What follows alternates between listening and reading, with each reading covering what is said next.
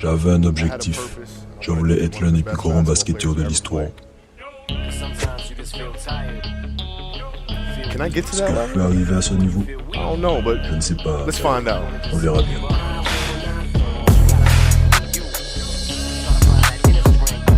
Qu'est-ce que tu te disais quand tu regardais tes adversaires? Donc à 13 ans, j'avais une liste de mes cibles. Quand je partirai à la retraite, je ne veux pas avoir à me dire « J'aurais aimé en avoir fait plus ».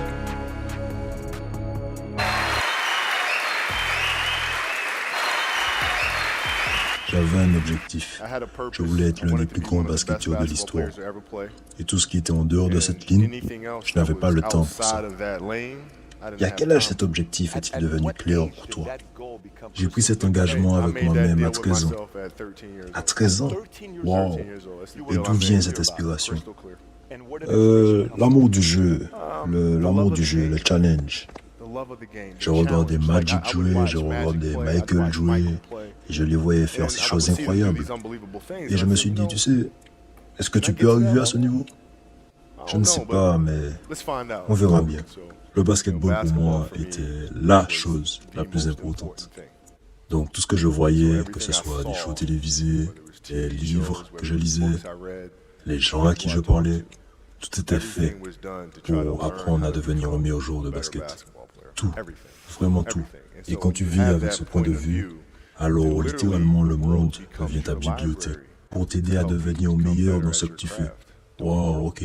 Le monde devient ta bibliothèque pour t'aider à devenir meilleur dans ce que tu fais. Quand tu sais ce que tu veux, le monde te donne exactement l'information dont tu as besoin.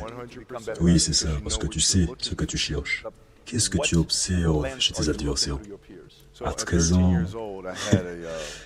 ans, j'avais une liste de mes cibles à abattre. Tu sais, ils avaient l'habitude de faire ces classements. Les classements des joueurs de basket. Et j'étais tout en bas de la liste. Parce que je n'étais pas super grand, j'étais un peu maigre. Donc j'étais 57e sur la liste. Donc je regardais le 56, le 55, tous les numéros sur la liste, jusqu'au premier. Tous les joueurs, l'équipe dans laquelle ils jouaient. Comme ça, quand on partait en tournoi, j'avais pour mission de partir à la chasse après eux. Donc c'est devenu ma mission au lycée, pouvoir cocher de la liste chaque personne qui était devant moi, les chasser et les abattre. C'était vraiment ça. Est-ce que tu te demandes, laisse-moi voir, est-ce que ce joueur est plus fort que moi à ce niveau-là, sur ce point-là, etc. Ou est-ce que dans ta tête, tu te dis juste, je vais détruire ce gars-là? Ça dépend de quelle année. À 13 ans, je jouais sur le long terme. Mon objectif n'était pas de devenir meilleur que toi cette année, mais d'être meilleur que toi quand les choses compteront vraiment dans quelques années. Donc à 13 ans, je t'analysais, j'essayais de regarder quelles étaient tes forces, quelles étaient tes faiblesses, comment tu approches le jeu, est-ce que tu as peur, est-ce que tu es timide, est-ce que tu es bon, est-ce que tu es bon simplement parce que tu es plus grand et plus costaud que tout le monde, ou bien est-ce qu'il y a réellement des pensées et des actions du travail derrière ce que tu fais? Donc tout ça, c'était au lycée. Ensuite, tu pars en NBA et tu te retrouves avec beaucoup de gars de la même catégorie que toi, de ton âge. Est-ce que tu analysais ces gars de la même façon que ceux du lycée? Oui, je le faisais. C'était même plus facile. Parce que ce que j'ai découvert en NBA, c'est que beaucoup de gars jouaient pour la stabilité financière. Donc, une fois arrivés en NBA, ils avaient la stabilité financière. Et toute la passion, le travail, l'obsession, tout ceci disparaissait. Alors, je regarde ça et je me dis, wow, ce sera aussi facile que de voler un bonbon à un bébé. Je comprends que Jordan ait gagné tous ses titres. C'est complètement fou, tu vois ce que je veux dire? Et puis, tu as les joueurs qui ont toujours cette passion, mais ils ne sont pas prêts à dédier toute leur vie à cela. C'est un choix. C'est un choix. Est-ce qu'il y a certains joueurs que tu regardes et tu te dis, ces trois gars, ils sont tous aussi fous que moi? Oui, en effet. À l'époque, je me suis confronté à ce que j'appelle la montagne des plus grands. Je suis allé à la montagne des plus grands et j'ai parlé à Magic, Michael, Bird, Kim Olajuwon, Jerry West. Donc je leur demandais, qu'est-ce que tu as fait? Quelles sont tes expériences? À Jordan en particulier. Il est devenu mon grand frère.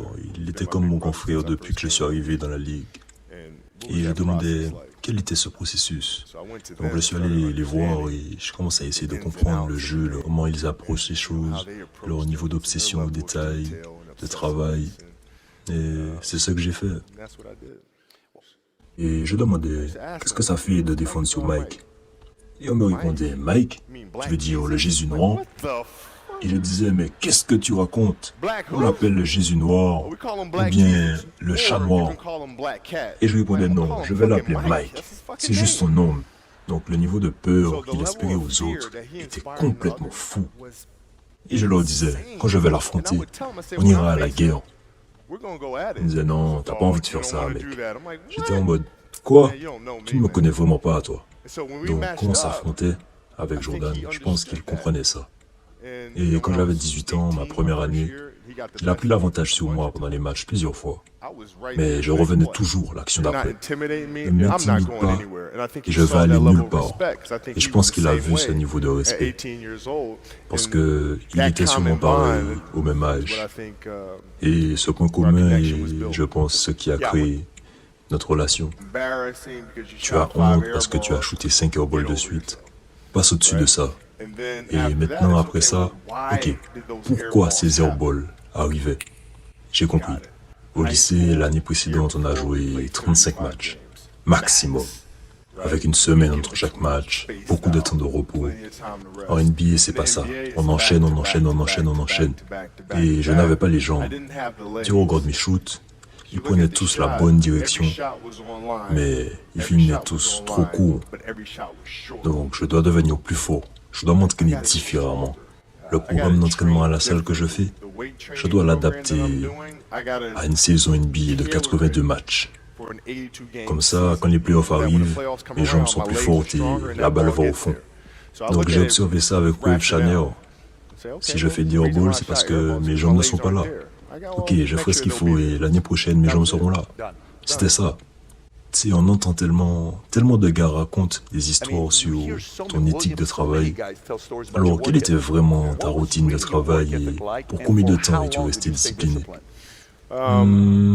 Tu sais, tous les jours, et depuis 20 ans, c'est un travail quotidien d'essayer de comprendre ses forces et ses faiblesses. Par exemple, ma détente était de 40, elle n'était pas de 45 ou de 46.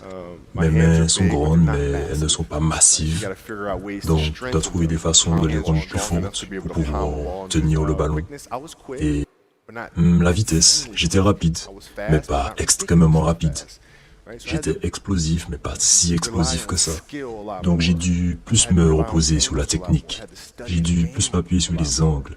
J'ai dû plus étudier le jeu, mais j'aimais faire ça. Et je ne me rappelle pas quand est-ce que j'ai commencé à regarder le jeu quand j'étais jeune, mais j'ai commencé et ça c'était là. J'ai une question pour toi. Qui est-ce que Shaquille O'Neal aurait été s'il avait la même éthique de travail que toi? Il aurait été le plus grand joueur de tous les temps. Si Shaq avait ton équipe de travail, il aurait été le meilleur de tous les temps. Oui, bien sûr, il est le premier à te le dire. Ce mec était une force comme je n'en avais jamais vu avant. Il était fou. D'habitude, en général, les gars de cette taille, ils sont un peu timides. Ils n'ont pas vraiment envie d'être grands. Mais ce mec s'en fichait. Il était méchant. C'était un compétiteur. Il était agressif. Ouais, c'est clair. Ouais, j'aurais vraiment aimé qu'il ait plus travaillé. J'aurais eu au moins 12 bagues. Oh oui, c'est clair, sans hésiter, direct. You had the work ethic. My God, yeah. We ain't be close. Wow. And let me ask you. Je ne me mélange pas avec des gens qui ne se dévouent pas au plus haut niveau, mais qui se comportent comme s'ils le faisaient. Je ne fais pas affaire avec ça. C'est vraiment ça, je te parle franchement. On se disputait tout le temps, c'était souvent ça. Il allait dire, ok, Kobe ne m'a pas fait la passe. Ensuite, les médias allaient s'en mêler, etc. Mais je disais, frère, tu étais en forme. Sur mon premier aller-retour sur la contre-attaque, j'ai le temps d'aller, de revenir, de repartir, et tu es toujours à la première étape. Donc, frère, qu'est-ce que tu veux que je fasse comme ça? Donc, voilà, beaucoup de nos tensions venaient de ça. Et même s'il était plus âgé que toi, tu le confrontais quand même. Oh ouais, mec, j'en avais rien à faire, mec. Oh, I didn't care, man. Mes Listen, coéquipiers, Reese Fox, ils pensaient que j'étais complètement fou, qu'à chaque aimant on se soit quasiment battu. On se bousculait, on se bousculait. Ah, tu sais, moi je vais pas reculer, je recule devant rien. Pourquoi tu ne prenais pas 10 jours de congé comme toutes les autres? Tu sais, parce que quand je prendrai ma retraite, je ne veux pas avoir à regretter et me dire, mais j'aurais dû en faire plus. Je ne veux pas ça. Je ne veux vraiment pas ça.